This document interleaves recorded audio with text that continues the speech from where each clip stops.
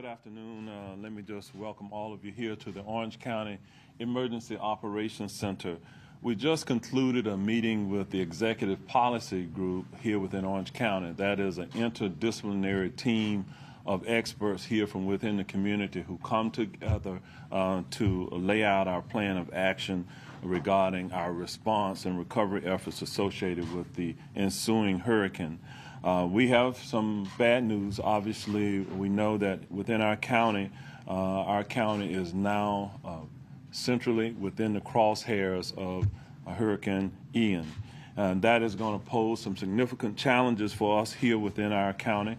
We expect to receive as much as 2 feet of rainfall within our county. That means that we're going to have some localized flooding here within our county, and likely it's going to impact numerous areas. And so because of that, we've had to make some decisions today that I'll be talking about in just a few moments. From all predictive models, it looks like the storm is going to come right over Orange County. And we need to therefore plan for the worst, hope for the best in this process, but be very definitive in the actions that we are taking to protect human lives. For East Central Florida, the wind threat remains significant. There is a significant threat of strong tropical force winds and frequent hurricane force gusts pushing inland from the west coast. Especially for Orange County and our surrounding counties, the winds are expected to arrive by as early as 2 p.m. today. Strong winds, that is, by 2 p.m. today. However, there is certainly a multi-day threat. This is not going to be something that is going to be over in just a few hours. It is going to be with us for the next day and a half or so. And so our residents really have to plan for that. Flood watches are in effect. Rainfall is projected to be as much as 24 inches within our area. A tornado watch is in effect for much of East Central Florida and Orange County today through at least 5 p.m. We are asking our residents to curtail travel by motor vehicle no later than 2 p.m. today, because we should begin to see wind gusts and sustained wind speeds of 35 plus miles per hour.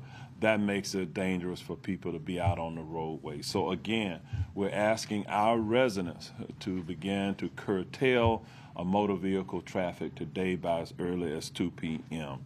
Within the next 24 hours, we will get sustained winds of 95 miles an hour. And so that means that those are hurricane force winds. That will create significant damage for our community, and we want everyone to be prepared for that. By this evening, we will be experiencing full tropical force, tropical storm winds. With the worsening of these conditions, Orange County Fire Rescue crews are right now out checking all 79 of our mobile home parks, and they are providing evacuation notices for those who are living in those mobile home communities. This is the second time that our fire rescue crews have visited the mobile home parks in the past 2 days. They will be making an announcement on a loudspeaker to evacuate to a hardened structure or nearby shelter. Residents should relocate no later. Again, we're asking them by 2 p.m. today.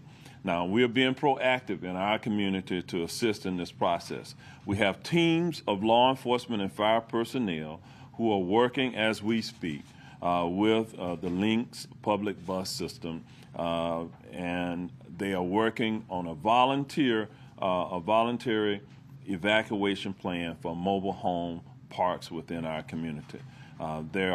We are working with Lynx. We have the interim CEO here, Ms. Tiffany Homer Hawkins, who has joined us. They have provided 13 buses that will be utilized in some of these most vulnerable areas that I've just talked about, the mobile home parks, as we will be proactively evacuating persons from those areas. These are in low-lying areas that historically have had problems and the inability for residents to evacuate in the past. I want to remind residents that our Orange County Fire Rescue crews have also visited all 96 Orange County assisted living facilities checking on their emergency plans, and making sure that all of them are safe. All 96 have been visited. All 5, excuse me, let me talk a little bit about shelters at this point. All 5 of our shelters are now open and receiving residents. With this rapidly changing hurricane, we urge residents to not delay if they need to use the shelters. They are there for your convenience. There are 3 pet-friendly shelters, one at Apopka High School, Oak Ridge High School, and Timber Creek High School. Again, all of these will be accepting individuals and their pets. Ocoee High School and Dr. Phillips High School are also being used as shelters, but they are not to have pets in those specific locations. Now, for Orange County residents who require special needs, we have open shelters. If you want to gain assistance, if you are a person with special needs or disability, in other words, we can arrange transportation to a special needs shelter for those individuals. They simply have to call 311 within Orange County, and our staff will work to have and facilitate those persons being taken to the special needs shelters. Right now, we have 20 special needs residents within shelters within the county. And we are opening a 3rd special needs shelter for residents in the next few hours. In terms of solid waste collection, residential curbside garbage, recycling, and yard waste and large item collections in unincorporated Orange County will stop at noon today. No service will be provided tomorrow and Friday. Any materials that are out on the curbside, we're asking that you remove those materials because that means that they could potentially be a hazard to others as the wind speeds will pick up. Residents, in terms of collections, residents who would have had normal collections on Thursday and Friday for garbage and recycling items, those items will be picked up the following week during the regular scheduled days. That would be Thursday, October 6th, and Friday, October the 7th. Yard waste collections may be delayed for all households during storm recovery. I will tell you that we have no idea what the potential damage could be from the storm, but one of the things that we do proactively as a county is that we enter in debris removal contracts, and we have those contracts in place, and that brings in extra haulers post a hurricane that can help us within those immediate 72 hours after the hurricane to remove debris. Our utilities workers understand this is a bit of an inconvenience for our residents, and we do appreciate everyone's cooperation and patience as we move through this process. With our solid waste facilities, I want to give you an update. The Orange County landfill and our transfer stations are scheduled to close to the public today at noon, and they will remain closed through Friday.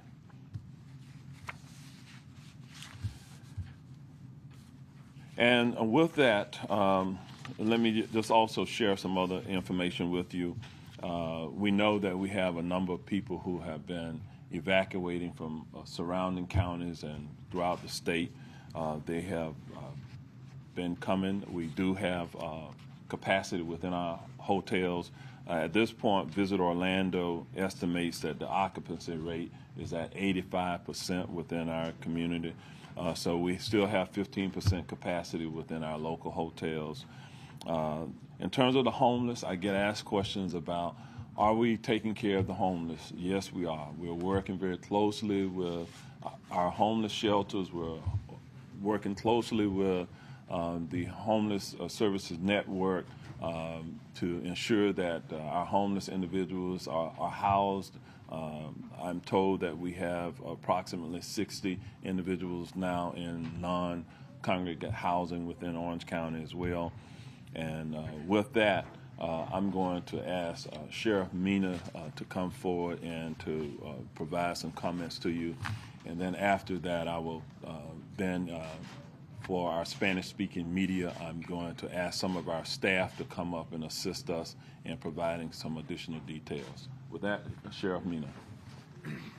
Thank you, Mayor, and good afternoon. So I just want to reiterate, the Orange County Sheriff's Office is prepared to keep everyone safe before, during, and after the storm. We have more than double the amount of personnel that we usually have out there on the streets to keep everyone safe. I do want everyone to heed the warnings that we're giving you, that after 2 o'clock we should not be on the roadways unless we're essential personnel. And for those of us who are staying in our homes, to make sure we shelter in place, the Orange County Sheriff's Office is assisting with the voluntary evacuation of some of those mobile home parks that are vulnerable to flooding and other damage. So we will be out there. Again, as I stated, we have more than double the personnel that we usually have out there as far as law enforcement is concerned. So if you see suspicious activity, if you see people doing things they're not supposed to be doing, committing crimes, call the Sheriff's Office, call 911, and those people will be caught and taken to jail, and they will face harsher penalties because of the state of emergency. And again, if anyone needs anything from the Orange County Sheriff's Office or law enforcement, please don't hesitate to reach out, call 911 or our non-emergency number. And we're also working with our other municipal police departments to ensure that we're all on the same page as far as the safety of this community. Our deputies, carry generators and chainsaws for the flooding aspect. We have many watercraft, many vehicles that can go through water for rescues or anything like that. Of course, we have our aviation, our helicopter assets as well for after the storm. And remember, after the storm, that people need to avoid down power lines and standing water. Thank you, Mayor. All right. Before I ask the staff to come up, we also do have several of our Orange County commissioners who have joined us today. They've been working in their respective districts to ensure that residents are safe. We have Commissioner Myra Uribe and Commissioner Maribel Gomez-Cordero who joined us as well. But also at this point, I'm going to ask some of our staff to come up. I call them the three amigos who are going to be coming up at this point. First, familiar face to you, Dr. Raul Pino, who is going to come up, and he's going to share with you some information about our shelters and what we're doing with those operations. Then we're going to have our utilities director who is going to come up, Mr. Ed Torres. He'll talk to you about some of the efforts that we are doing in Spanish with our utilities, and then we'll have from our Public Works Department, Ms. Diana Almodovar, who will provide some information in Spanish about what we're doing with our public works operations. And so with that, Dr. Raul Pino. Gracias, alcalde. Buenos días. Esta es una información con respecto a los shelters, los albergues de emergencia que el condado ha activado para su seguridad y protección. Hay 5 shelters abiertos durante esta parte del huracán para la población en general, y 3 de ellos, Paca High School, Oak Ridge High School y Timber Creek High School, aceptan que ustedes puedan traer sus animales con ustedes para también protegerlos. Los otros 2 son Ocoee High School y Dr. Philly High School, y esos 2 no aceptan animales para la protección. También el condado, con la asistencia del Departamento de Salud del Estado en Orange County, ha activado 3 shelters para personas con special needs. Las personas que tienen necesidades especiales, que usan oxígeno, que usan algún equipo electrónico, que tienen CPAP machine o que tienen ventiladores o que tienen algún tipo de limitaciones que necesitan ayuda, por favor llamen al 311 y allí le darán la cita para qué shelter lo van a mandar y cómo recogerlo. Les proveemos también la transportación, y los 3 shelters activados son Olympia, Freedom y University High School. Esa es toda la información con respecto a los shelters. Ed.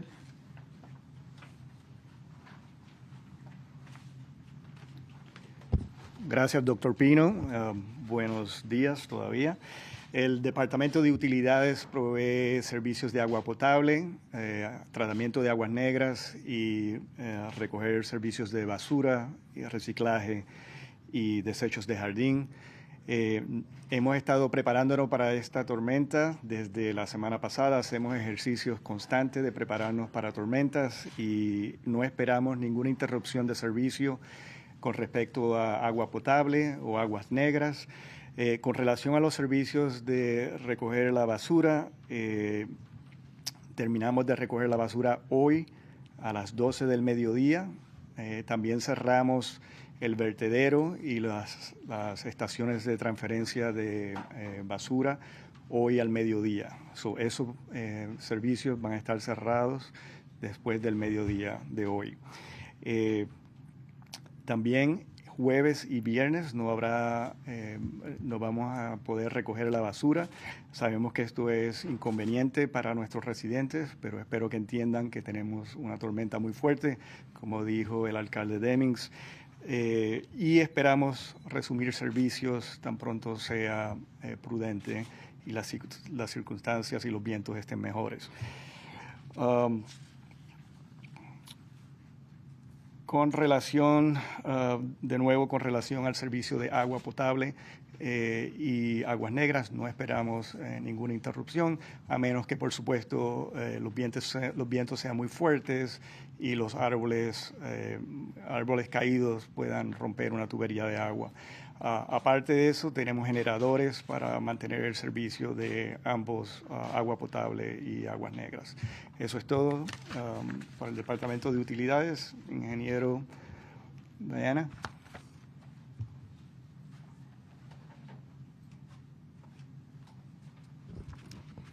Gracias, Ed. Buenos días a todos. Yo represento aquí a Obras Públicas. En Obras Públicas estamos monitoreando todas las áreas inundables en Orange County.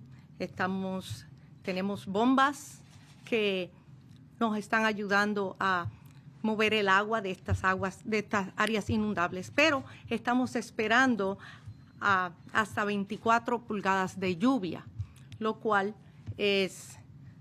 sobrepasa la capacidad de nuestras facilidades en Orange County. Pero como estuvimos preparándonos para este evento, estuvimos bajando los niveles de muchas de las áreas para poder tener capacidad en los envases. Así que nosotros continuaremos trabajando con la comunidad. Por favor, yo exhorto que todos llamen al 311 y nos dejen saber las áreas de problemas que tengan problemas en el condado. Tenemos bombas de agua para aliviar estas áreas y trataremos continuamente de estar en comunicación con todos ustedes. Muchas gracias. All right, muchas gracias, mis amigos. We're glad that you're here. We wanted to provide some interpretation for some of the actions that have been done within Spanish within our community. What I'm going to do at this time is open it up for any questions that you may have. And for the Spanish-speaking media, if you have questions for me in Spanish, I will ask Ms. Martha Lee Irizarry to come forward to help interpret for that. So with that, we'll open it up for any questions that you may have. Yes, sir. Mayor, the power companies are used to this kind of a thing. You know, you have a big storm come in, they bring in with contracts other power companies to come in and restore power. Given the unusual situation of all the water that's expected, is the county going to be reaching out to other counties, maybe other big, stormwater facilities that handle that sort of thing to come in and try to help do some things like that?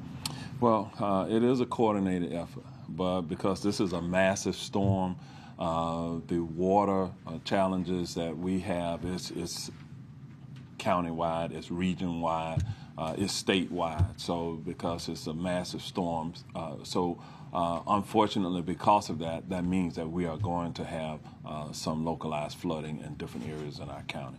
What we're trying to do is to mitigate the impact on our residents by evacuating those out of those areas that we know are going to be very vulnerable areas. And so that's why the teams and the crews, multidisciplinary crews, are out now with Lynx buses to try to relocate those individuals who are willing to leave. These are not mandatory evacuations. For the remainder of our community, what we're asking them to do is to prepare the shelter in place, to stay off of the roadways, but that denotes that you need to have everything that you need for the next 24 to 48 hours to sustain yourselves. Because of the wind speeds, you're not going to be able to really go out and drive around on the streets. It's going to be unsafe to be able to do so. So that's why we have these teams who are going out in the known low-lying areas and trying to evacuate those who want to leave to appropriate shelter locations. Mayor, you mentioned the mobile homes and also low-lying areas. Can you identify, for those who may be new to Florida and don't know what their flood-prone areas are, what areas should people evacuate? So we... Orla Vista, I know is one. Okay, yeah, Orla Vista is a known low-lying area, and we're doing some evacuations from that area, but primarily the most vulnerable are those mobile home parks, and so it's 79 of them, I think, all total that we have visited, but we're going back today, but there's 13 of them that we have identified specifically because of low-lying areas, the potential for rainfall, and the socio-economic issues centered around the people who live in those areas.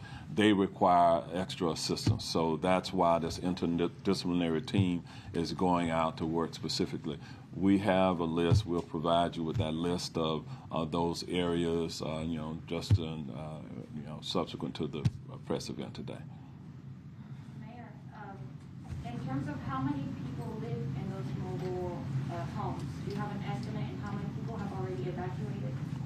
I don't. That is a process that is ongoing right now, so I can't tell you how many have been evacuated. It's live. It's something that is happening as we speak. So we'll get an update. We'll be glad to provide you with some information about how many evacuated, what's the total number of people who live in them subsequent to the press conference. Are you confident that the 5 shelters are enough for the amount of people that need to evacuate? We have contingency plans in place.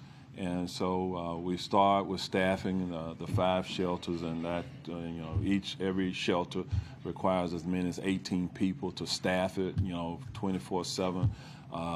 We do ask that people come prepared with everything to be able to stay 2 to 3 days if possible, if that's the amount of time that we'll be dealing with. In terms of are they adequate? We believe so, but if not, we have a contingency plan with overflow shelters that we will open up to meet the emerging needs. Okay. All right. If there are no other questions, let me just say thank you for joining us. We will likely have another briefing later this evening to give you an update on just how successful we were with the voluntary evacuation. So thank you very much for joining us.